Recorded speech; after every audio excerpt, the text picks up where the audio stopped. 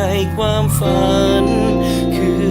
ทุกอย่างเหมือนใจต้องการเธอเป็นนิทานที่ฉันอ่านก่อนหลับตาและนอนฝันเธอคือหัวใจไม่ว่าใครไม่อาจเทียบเท่าเธอฉันโชคดีที่เธอได้ตกหลุมรักเธอได้มีเธอเคียงข้างกันคงจะมีเพียงเธอทำให้โลกนั้นหยุดหมุนเพียงเธอส่องตาฉันคงจะมีเพียงเธอที่หยุดหัวใจของฉันไว้ตรงนี้ตรงที่เธอ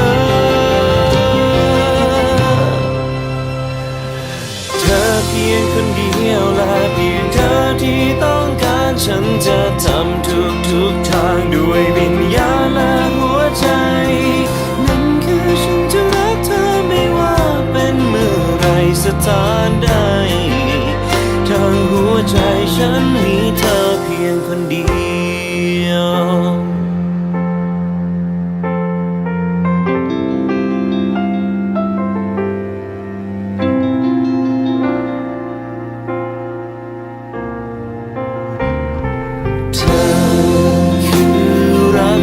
ฉันยอมทิ้งทุกอย่างเพียงเพื่อเธอนึกฟ้าให้มาเจอให้เธอคู่กับฉันให้เราได้เดินเคียงข้างกันนับจากนี้คงจะมีเพียงเธอทำให้โลกนั้นหยุดหมุนเพียงเธอส่องตาฉันคงจะมีเพียงเธอที่ฉันไว้ตรงนี้ตรงที่เธอเพียงคนเดียวและเพียงเธอที่ต้องการฉันจะทำทุกทางด้วยวิญญาณและหัวใจนั่นคือฉันจะรักเธอไม่ว่าเป็นเมื่อไรสถานใดทางหัวใจฉันมีเธอเพียงคนเดียวและเพียงเธอที่เฝ้ารอฉันจะขอภาวนาต่อหน้าฝันแสนไกลนั่นคือฉันจะรักเธอไม่ว่าเป็นเมื่อไรสถานใด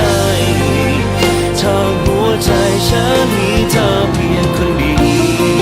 ยว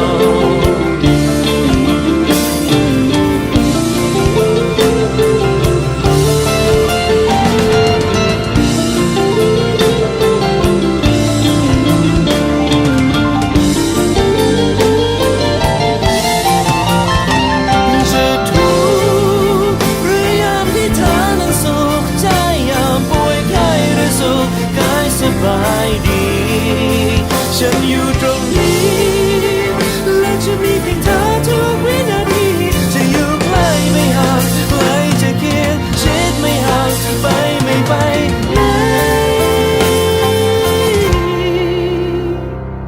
เธอเพียงคนเดียวและเพียงเธอที่ต้องการฉันจะทำทุกทางด้วยวิญญาณและหัวใจนั่นคือฉันจะรักเธอไม่ว่าเป็นเมื่อไรสถานใดทางหัวใจฉันมีเธอเพียงคนเดียวและเพียงเธอที่รอฉันขอภาวนาต่อหน้าฝันแสนไกลนั่นคือฉันจะรักเธอไม่ว่าเป็นเมื่อไรสถานใดเกิดชาติไหนฉันมีเธอเพียงคนเดียว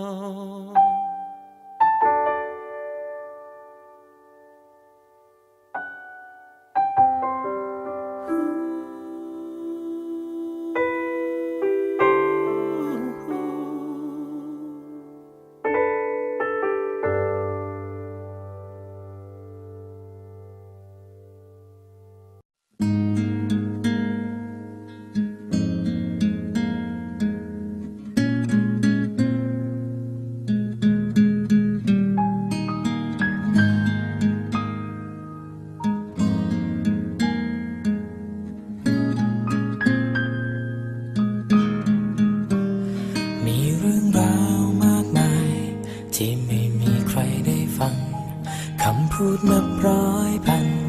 ที่ต้องการอื่นเอ่ยไม่ว่าจะนานสักเท่าไรยังยืนยันคำเดิมเสมอไม่เคยเปลี่ยน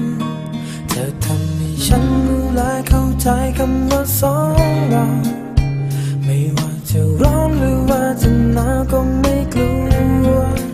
มีเธอที่รักข้างในจิตใจให้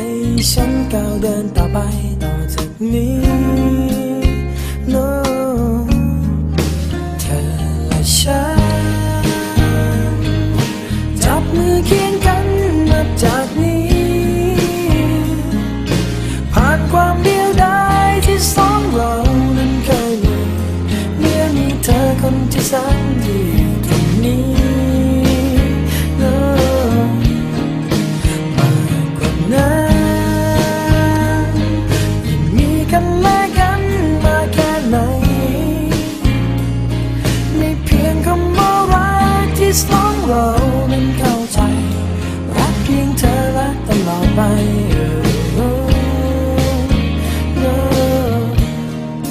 แค่เธอกับฉัน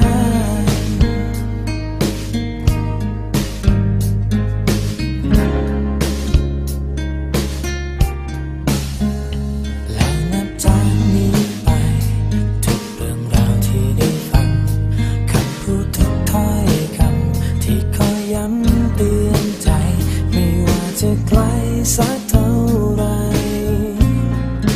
เพียงมีเธอคนเดียวนี้ไม่ไหววันเธอทำให้ฉันรู้และเข้าใจคำว่าสองเราไม่ว่าจะร้อนหรือว่าจะหนาวก็ไม่กลัวมีเธอที่รักข้างในจิตใจให้ฉันก้าวเดินต่อไปต่อจากนี้ no เธอและฉันจับมือเคียงกันนับจากนี้ผ่านความเดียวดายที่สองเรานั้นเคยมีเมื่อมีเธอคนที่แสนดีตรงนี้ no มากกว่านั้นยังมีกันและกันมาแค่ไหนไม่เพียงคำว่ารักที่สองเรานั้นเข้าใจรักเพียงเธอและตลอดไป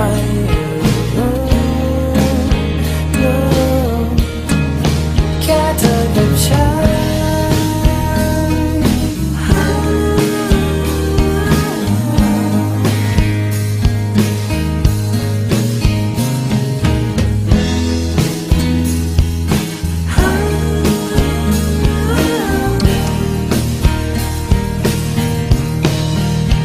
เธอทำให้ฉันรู้และเข้าใจคำว่าสองเราไม่ว่าจะร้อนหรือว่าจะหนาวก็ไม่กลัวมีเธอที่รักข้างในจิตใจให้ฉันก้าวเดินต่อไปต่อจากนี้ no เธอและฉันจับมือเคียงกันนับจากนี้ผ่านความเดียวดายที่สองเรานั้นเคยมี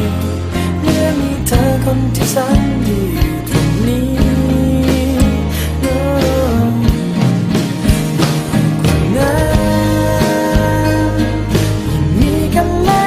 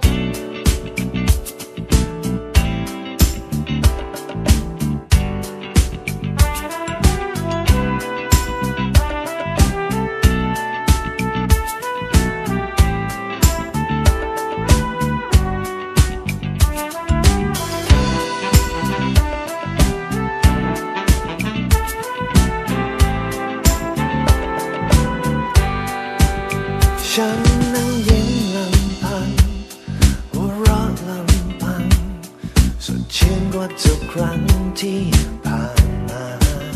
ตั้งแต่ได้พบกับเธอนั้นเรื่องจริงกับความฝันเกิดขึ้นด้วยกันทันตาฉันอยากจะหยุดเวลานี้ตั้งแต่วินาทีที่ชีวิตมีเธอเข้ามาเธอทำให้คนที่เหนื่อยล้านั้นกล้าจะเปิดหัวใจหยุดชีวิตหยุดกับคนนี้แม้ว่าใครจะดีสักแค่ไหนหยุดความรักทั้งหัวใจอยู่กับเธอคนเดียว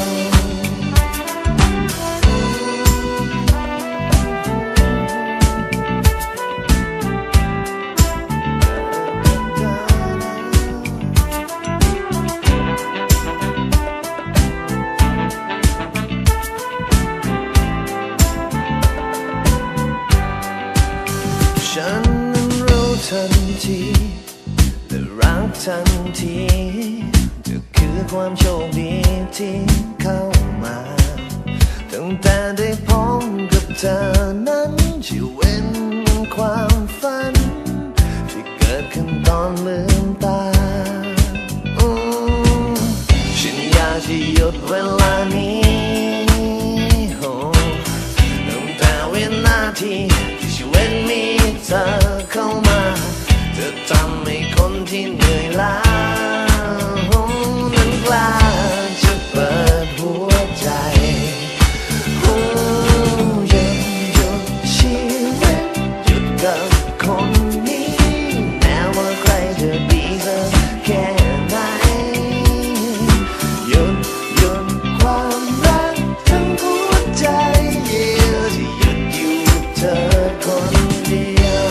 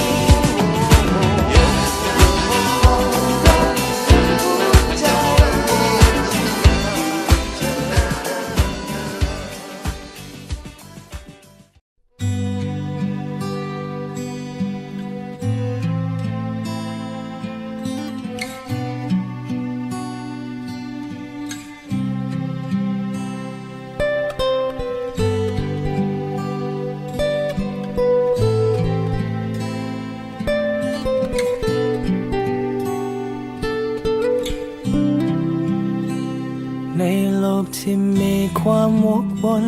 ในโลกที่ทุกคนต้องดิ้นรนที่ซับซ้อนร้อนรนจนใจนั้นแสนเหนื่อย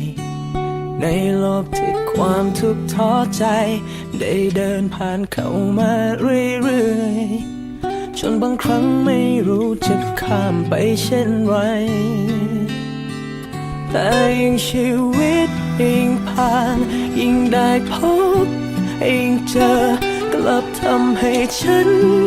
คิดในใจฉันดีใจที่มีเธอฉันดีใจที่เจอเธอเธอคือกำลังใจเดียวที่มีไม่ว่านาทีไหนๆฉันดีใจที่มีเธอแม้จะต้องพบอะไรฉันก็รู้และฉันอุ่นใจว่าฉันนั้นจะมีเธออยู่ตรงนี้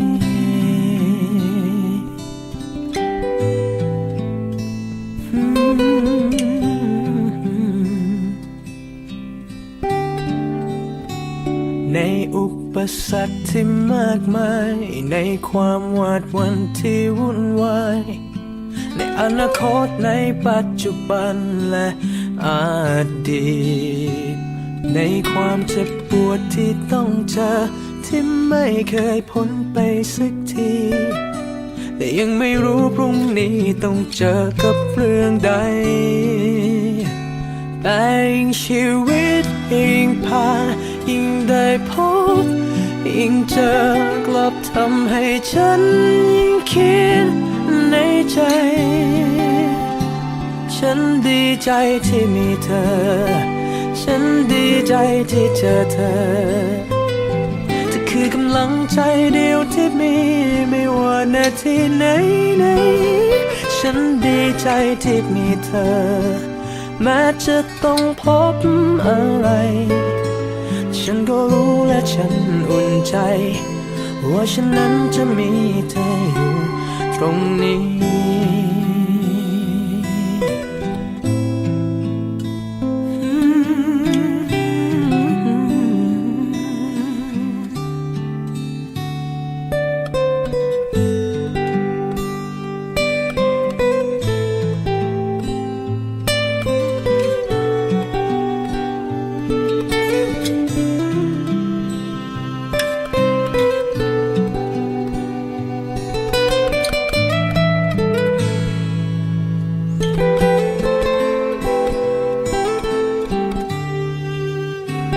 แต่ยิ่งชีวิตยิ่งผ่านยิ่งได้พบ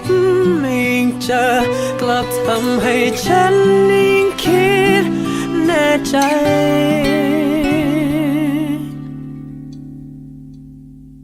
ฉันดีใจที่มีเธอฉันดีใจที่เจอเธอเธอคือกำลังใจเดียวที่มีไม่ว่านาทีไหนๆฉันดีใจที่มีเธอแม้จะไม่เหลือใครฉันก็รู้และฉันอุ่นใจว่าฉันนั้นจะมีเธออยู่ตรงนี้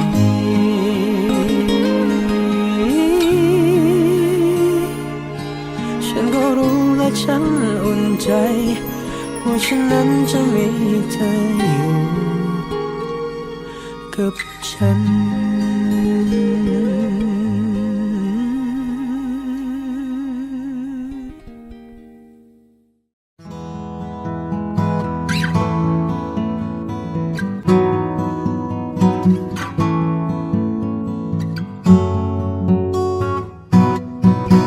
ในคืนนี้มีดาว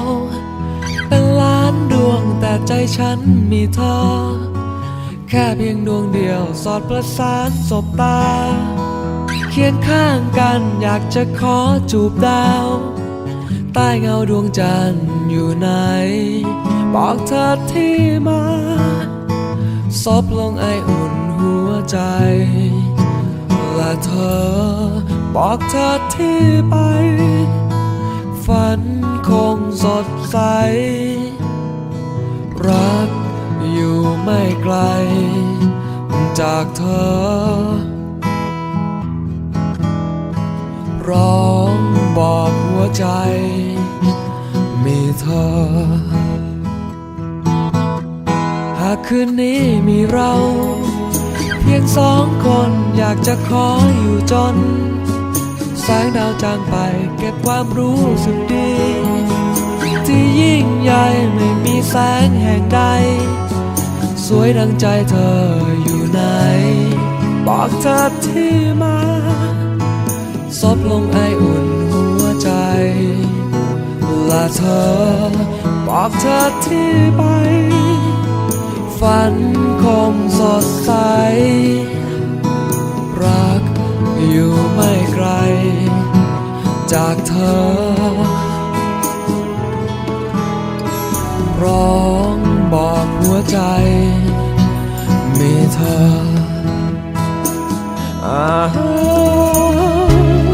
เรียบเธอนั้นดังหมู่ดาวสวยเกินกว่ารักที่มีที่ตัวฉันให้เธอไว้ชั่วนิรันดร์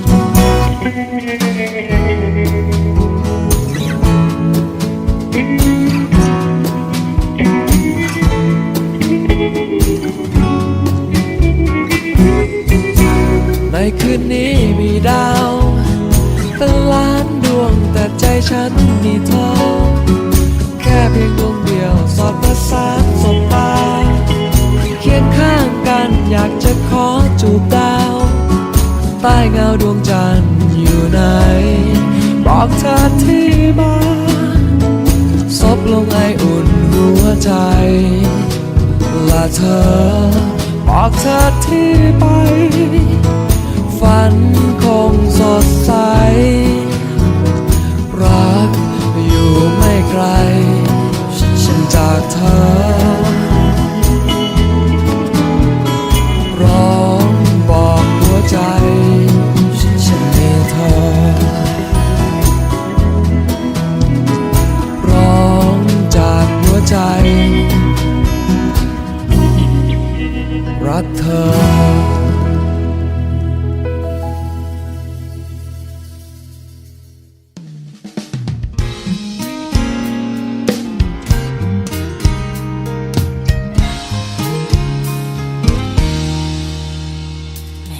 นั้นไม่เคยเข้าใจคำว่าชีวิตเมื่อก่อนนั้นฉันทำอะไรไม่เคยคิดไม่เคยรู้ถูกผิดทำแค่ตามเสียงของหัวใจแต่วันนี้ทุกวันฉันเริ่มที่จะคิดก็วันนี้มีเธอเข้ามาในชีวิตจะทำให้รู้ถูกผิดและรู้ว่าชีวิตต้องใช้มันอย่างไรจากคนที่ไม่เคยยอมให้ใครก่อนแต่เข้ามาและได้สอนให้เข้าใจว่าคนอย่างฉันขาดเธอไม่ได้จะมีความหมายสำหรับฉันเปลี่ยนวันเวลาของฉันจากเดิมด้วยความรักเปลี่ยนวันเวลาให้คนอย่างฉันได้รู้จักว่าชีวิตของฉันมันคงไม่ง่ายนักหากว่าฉันไม่มีคนอย่างเธอจะเปลี่ยนวันเวลาของฉันจากเดิมด้วยความรัก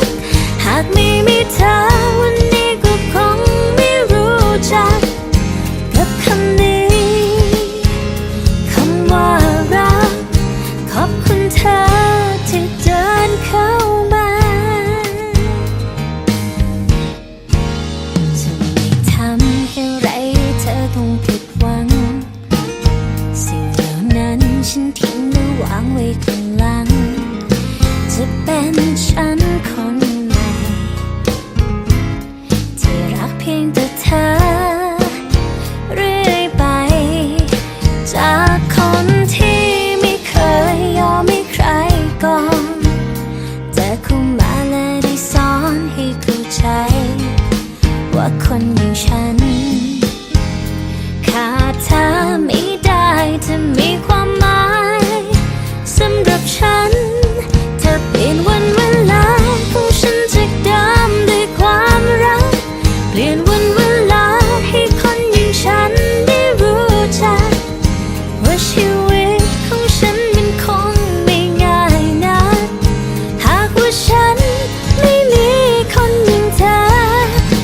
ลี่ยนวันเวลาของฉันจากเดิมด้วยความรักหากไม่มีเธอวันนี้ก็คงไม่รู้จักกับคำนี้คำว่ารักขอบคุณเธอที่เดินเข้ามา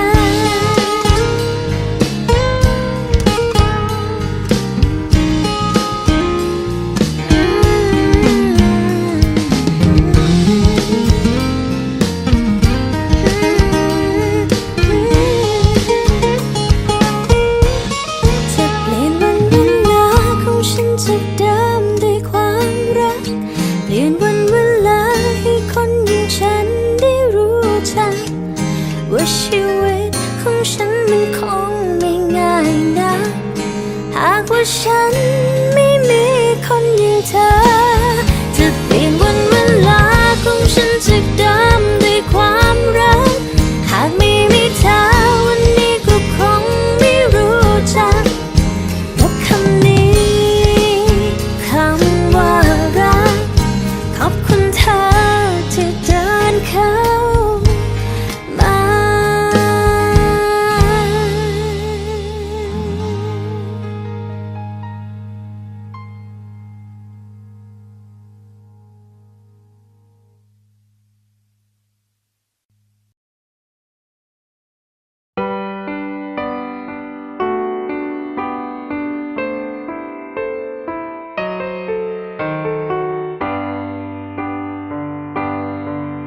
เคยไหมบางทีดึกก็ยังตื่นนอน คิดถึงบางคนจนไม่ยอมพักผ่อนเคยไหมทุ่มเทและเฝ้ารอแค่ได้ขอเห็นหน้าสักครั้ง คิดถึงใครจริงจังจนฝังใจ เคยไหมบางทีเหนื่อยก็ยอมอดทน เดินทางมาไกลแค่พบใครสักคน เคยไหมบางเพลงไม่ชอบฟังแต่อยากจะร้องให้ดีสักคน เพราะรู้ว่ามีบางคนที่ชอบเพลงนั้น นั่นแหละความรักที่พบและเจอในใจสั่งให้หวั่นไหวเปลี่ยนโลกเดิมๆจังใบเกิดจากความรักขับเคลื่อนในคนเราทำอะไรก็ได้ และครั้งหนึ่งชีวิตนี้ได้พบความรู้สึกนี้ก็ดีมากมาย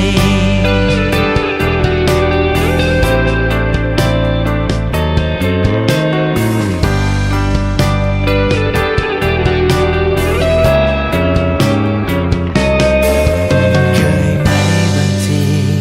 เจ็บก็ยังฝ่าฟัน เคยไหมบางทีสุขและทรมาน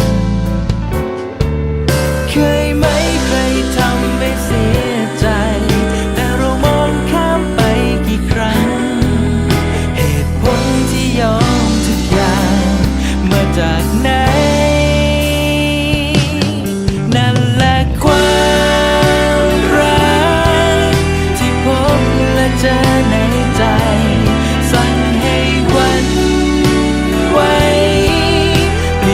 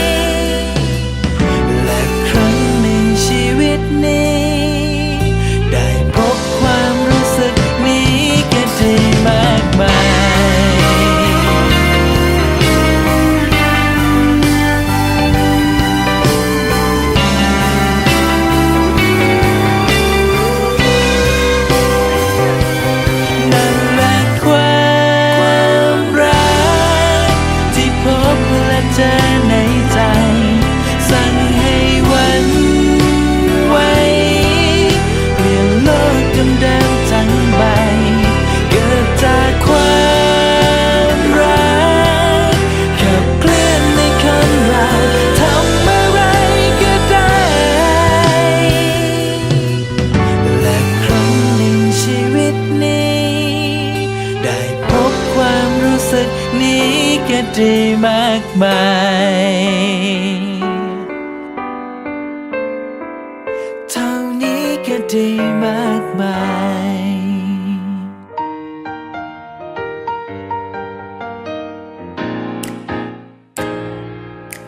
จะแต่งเป็นเพลงยังไงดีจะบอกกับเธอยังไงดีมีถ้อยคำเป็นหมื่นเป็นพัน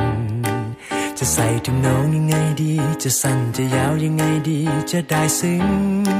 ไปด้วยกันเก็บเรื่องราวที่ดีๆกับช่วงเวลาที่ดีๆยามเมื่อเธอได้อยู่กับฉันกับความผูกพันที่เรามีและความห่วงใยที่เรามีนับจากนี้จนนิรันดร์เก็บมือร้อยเรียงเป็นบทเพลงนี้แล้วเราจะร้องไปด้วยกันมีเพียงแค่คำซ้ำคำที่ตอกย้ำมีแต่คำว่ารักไม่มีเบื่อรักเธอไม่มีเบื่อรักกันไม่มีเบื่อเราจะบอกรักกันไม่มีเบื่อขอบอกผ่านเพลงนี้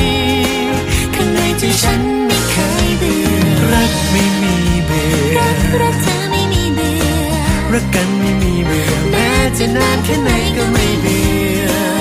ความสุขที่มีตรงนี้จะแชร์มันไว้ในใจของเรา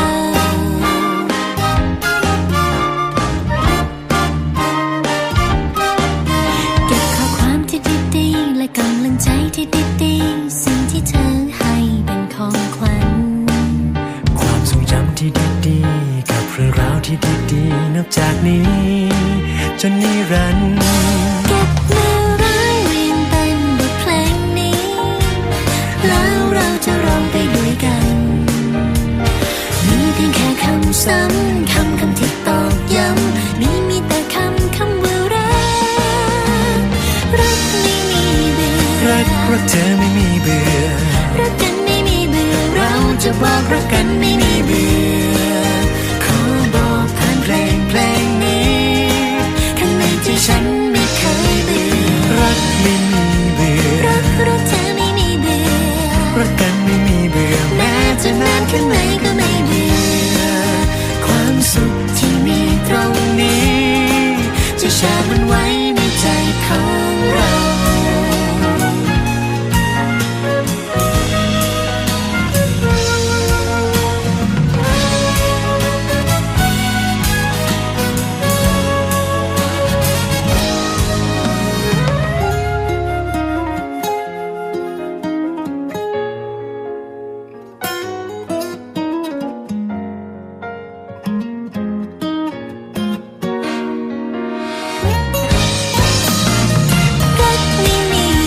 รักเธอไม่มีเบื่อ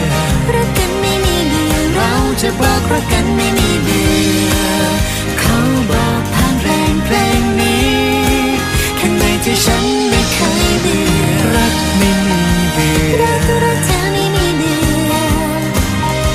แม้จะนานแค่ไหนก็ไม่เบื่อ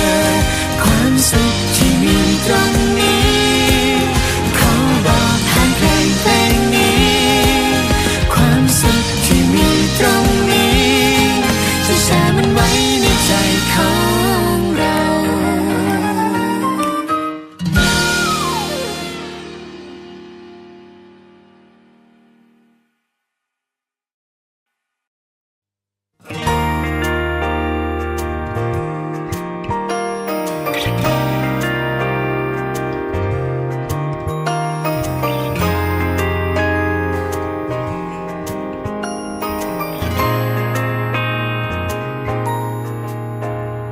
บอกฉันสักคำว่าเธอทำได้อย่างไร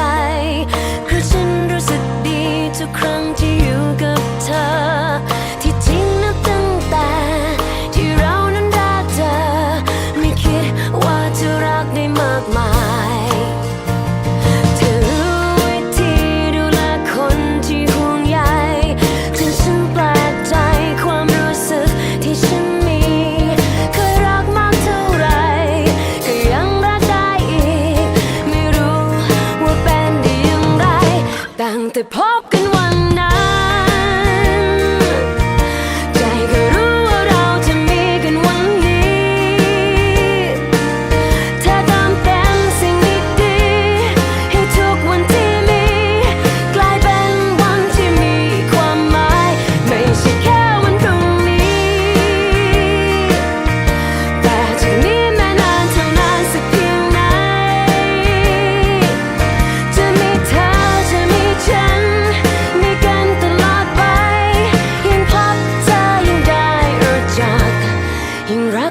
ดใจ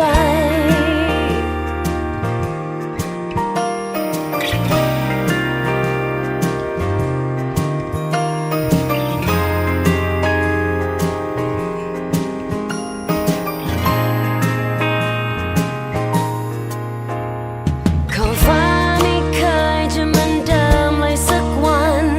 มีสีสันชวนให้มองดูอยู่เรื่อยไปก็คงเหมือนตัวเธอที่มีเรื่องราวใหม่มาทำให้ประทับใจทุกทีชีวิตของคนคนหนึ่งได้อบอุ่นใจและได้รู้ตัวว่าเป็นคนที่โชคดี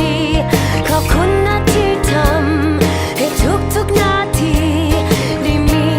ความหมายที่สำคัญตั้งแต่พบกันวันนั้นใจก็รู้ว่าเราจะมีกันวันนี้เธอเติมเต็มสิ่งดีๆให้ทุกวันที่มีกลายเป็นวันที่มีความหมายไม่ใช่แค่วันพรุ่งนี้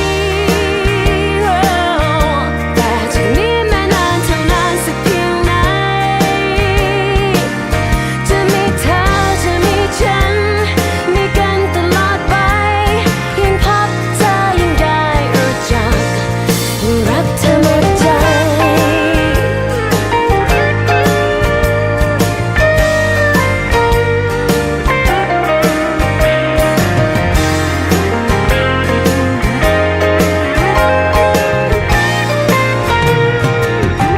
ตั้งแต่พบกันวันนั้นใจก็รู้ว่าเราจะมีกันวันนี้เธอเติมเต็มสิ่งดีๆให้ทุกวันที่มีกลายเป็นวันที่มีความหมายไม่ใช่แค่วันพรุ่งนี้แต่จากนี้แม้นานเท่านานสักเพียงไหนจะมีเธอจะมีฉันมีกันตลอดไปยิ่งพบเธอยิ่งได้รู้จักยิ่งรักเธอหมดใจ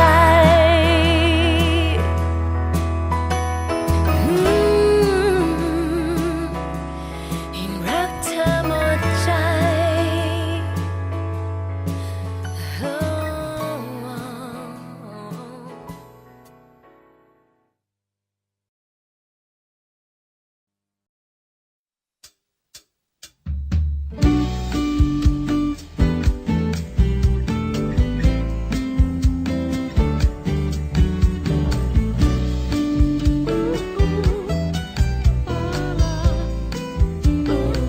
ในมือของฉันนั้นมีดอกไม้ แต่ฉันไม่รู้จะไปให้ใคร เพราะว่าฉันไม่มีจุดหมายมันไม่มีเธออยู่ตรงนี้โอ้ในมือของฉันนั้นมีความฝัน แต่ฉันจะฝันไปเพื่ออะไร ฝันก็ฝันไม่มีความหมาย มันไม่มีใครยังคงเหงาโอ้บทเพลงรักยังคงรำร้อง จากคนเหงาคนที่ยังหม่นมอง คนที่ยังตามหาใครจะมาจับจองให้ฉันได้มีความสุขกับวันที่สวยงาม วันที่ฟ้าเปลี่ยนเป็นสดใส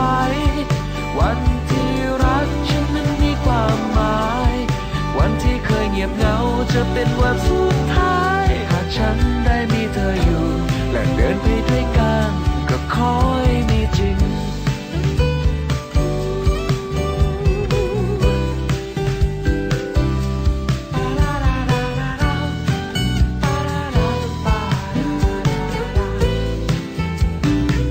ในมือของฉันนั้นมีความรัก และฉันก็หวังว่าคงสักวัน นับถอยหลังตลอดวันนั้น วันที่มีเธออยู่ตรงนี้ข้างกัน คนที่ฟ้าส่งมาให้ฉัน คนคนนั้นจะเป็นคนแบบไหน คนที่เดินตากฝนกันจนวันสุดท้ายร้องไห้มีความสุขตายเหงาพระจันทร์คนน่ารัก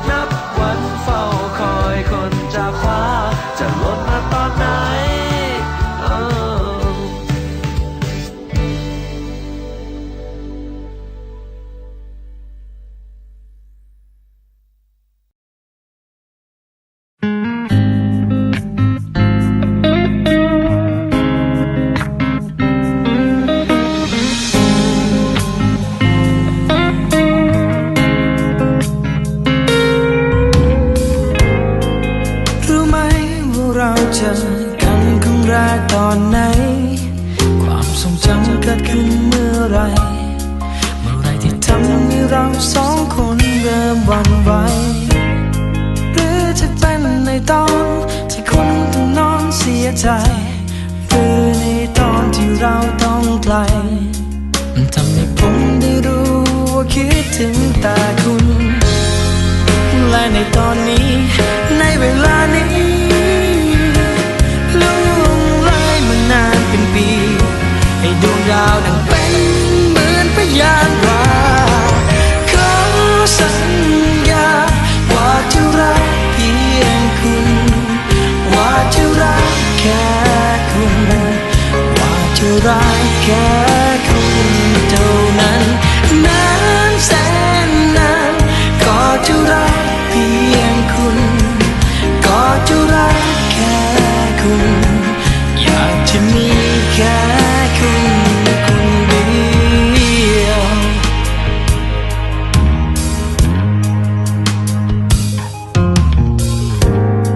คืนวันที่เราเคยมีแต่ความเหงาใจ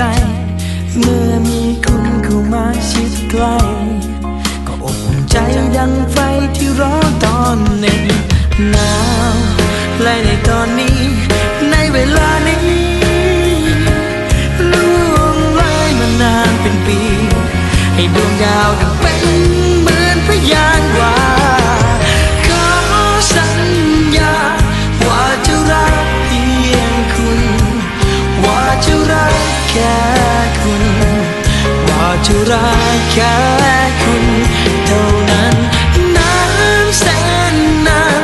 ก็จะรักเพียงคุณก็จะรักแค่คุณและจะมีแค่คุณคนเดียวเรื่องมันราวที่ได้เคยบอกฉันทิ้งมันแล้วย้อนมันไปไกลและในวันพรุ่งนี้ก็จะมีแค่เพียงเราไม่มีใครต้องเหงาและไม่มีใครต้องเศร้าสองเราเดินเคียงกันไป No No No ขอสัญญาว่าจะรักเพียงคุณว่าจะรักแค่คุณว่าจะรักแค่คุณเท่านั้นนานแสนนานก็จะรักเพียงคุณก็จะรักแค่